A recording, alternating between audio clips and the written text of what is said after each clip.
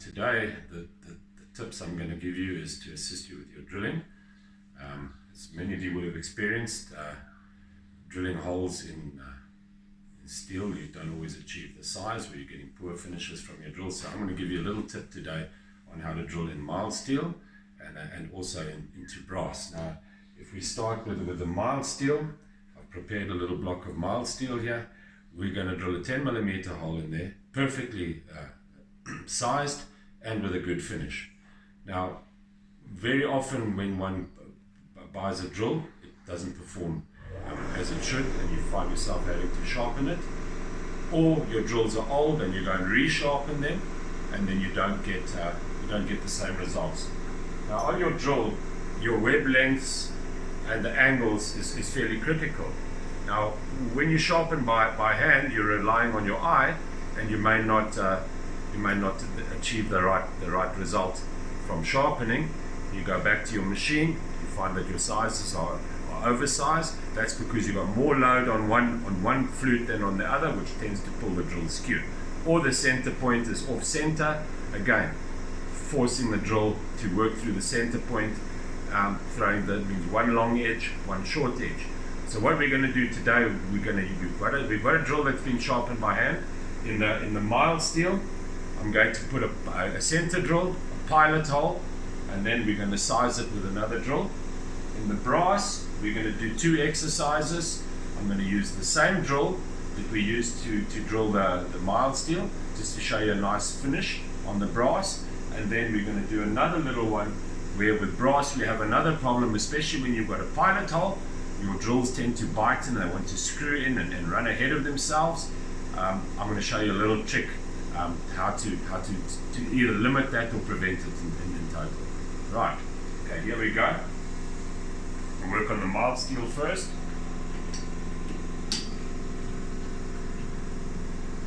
First thing I'm going to do is put a center hole in there. So I'm going to use this little center drill.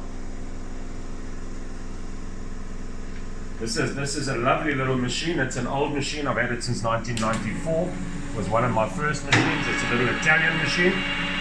It's a high precision machine, but it's done its duty. It's getting a bit worn now, but it still does the job. Right, there we go. Another tip with center drilling: don't go too deep. Go deep enough that you've got that little pilot section for your drill to follow. But if you go too deep, you can have other problems where it starts to chatter and chip your drills. Right, here we go. We're going to go in here with a 9.8mm drill. We're going to be finishing on a 10. So I'm going 0.2 undersize. There we go. Pilot hole going in.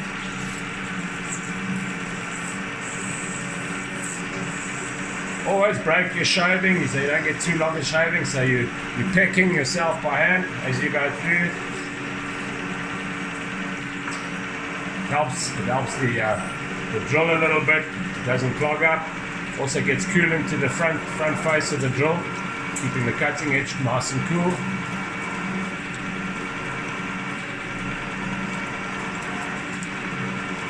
Oh, just about there.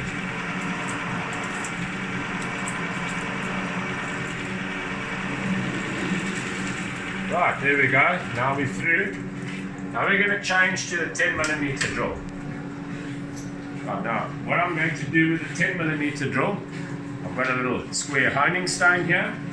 I'm going to take the drill, and on the corners of the cutting edge there, I'm just going to lightly hone a little radius onto that drill there. Other side as well. Now it's a high-speed steel drill, so your speeds, we have got fixed speeds. We say we've got fixed maximum speeds, but with high-speed steel you can go very, very slow. So if you want a really nice finish, generally you're going to go nice and slow. If you just want size, you can stick to your drilling speeds, where you're going to get a slightly rougher finish, but you're going to get size. For this exercise, I'm going to take the speed down, and what I'm going to show you, we're going to enter this hole with this drill. The tips are honed, and you'll see some nice little silver shavings coming off there. If your shavings are nice and silver, the chances are your finish is very good. Right, here we go. See, I've slowed the speed down. There we go, I'm going to take out, there you can see that lovely, it's cutting like a, look at that beautiful little shaving coming out of there. Nice and clean. Now even if the drill is sharpened off center, by honing the edges it gives it a softer entrance. It makes the drill a little bit less aggressive.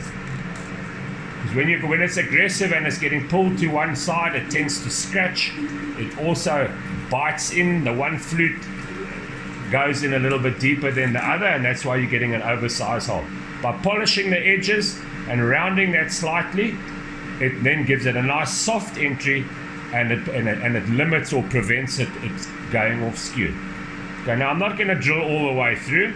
I'm going to stop it about now. We're going to take it out and we're going to have a look at it. Okay, if you have a look inside there, you're going to see the finish is quite nice.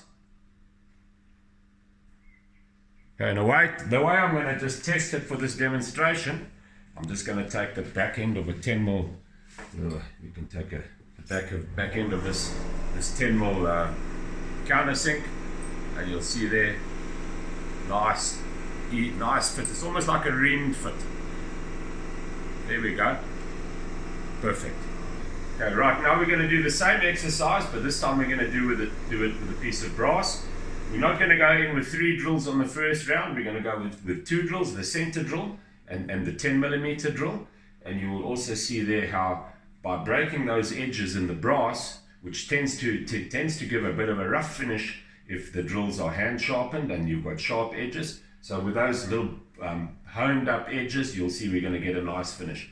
When we finish that, we're going to go over to the second drill, and I'm going to show you another method how to prepare the second drill to limit or prevent it biting in when you're drilling into a piloted hole in brass.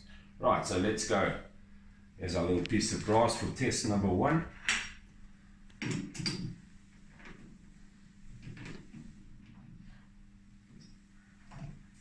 Need a little bit of speed here. Brass, you can almost drill as fast as you like. It can take the speed. What we have to avoid is chatter and vibration when your drills enters the brass. Again, same rules apply with center drilling, but even more critical with brass. If we have too deep a center hole, your drill will bite in, pull into that brass, and it can throw the center off, and it's also going to give you bad finishes, damaging tools, damaging the size on the workpiece, and so on. Right, I'm going to slow the brass down a little bit. Don't want any chatter, but we're using the same drill that was honed. It's probably got a little bit of wear. I could have probably honed it up again for this exercise. I don't know if you hear that noise, that's from the center drill. I'm just going to hold this back by hand. So there's a lot of play in this old machine. There we go. So we threw that little problem. That was from the center hole. There we go. Now we're drilling nicely away there. You can see the shavings coming out evenly on both sides of the drill, so the drill's fairly balanced.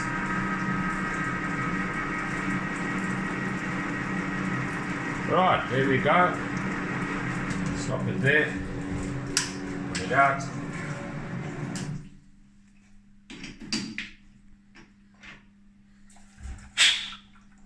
There we go. If you have a look there, you're going to see there's a nice clean, smooth finish on the inside there. You can see the fit there. No play. So we've probably got about a 30-40 micron clearance there. A normal reamed hole on this side would probably be about 15 microns. So slightly bigger than a reamed hole, but still a very, very good size. Right, we finished there. Now we're going to do the same exercise. We're going to bring in another drill here. So we're going to take this drill, and I'm going to now follow the same procedure as what we did on the first round. So we're going to center drill. We're going to drill the pilot hole. Pilot hole is going to be 9.8, and then we are going to drill to size with a drill that we're going to prepare with our own stone. So let's quickly get this thing sorted out.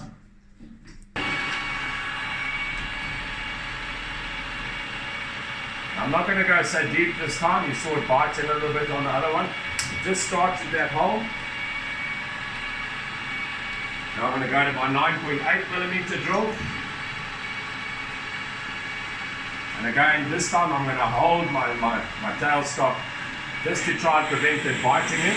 We had a bit of a problem with the previous time. There we go. It's under load now, so now it's safe. There we go. I'm drilling dry now for the camera, and you can see clearly what's going on. With brass, you can drill dry or wet, but long term we always prefer wet. Your tools last longer, it washes the shavings down, and of course gives it a great, gives it cooling where if you've got heat, it interferes with tool life, it damages sizes and so on. Right, there we go. So here's an old drill. You can see this is an old drill which I've sharpened up by hand.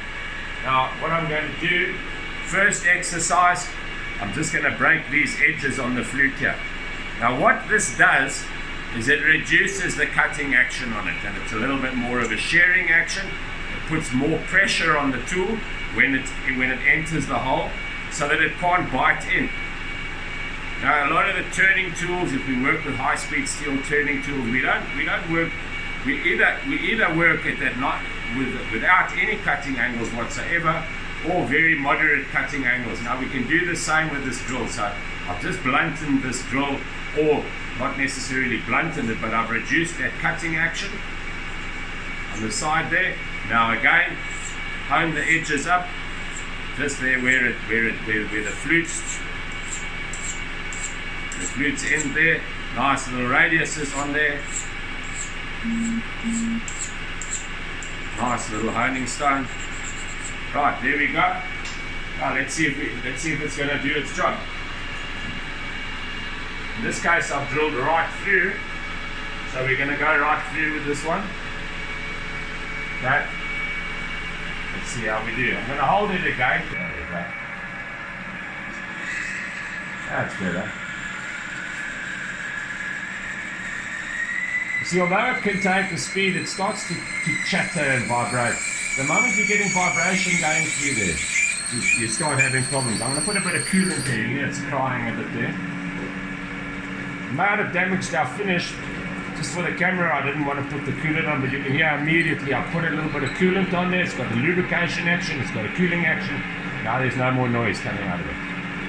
I'm taking a nice slow speed. You can go very, very slow if you wanted to. You know, if you're a hobbyist and what's important is, you know, I'm going to stop now. That sound there can be because it's an old drill and it's tapered now on the outside, so it can be biting on the outside of the flute. So I didn't test this drill before we came to do this, but you can hear that squeaking sound there.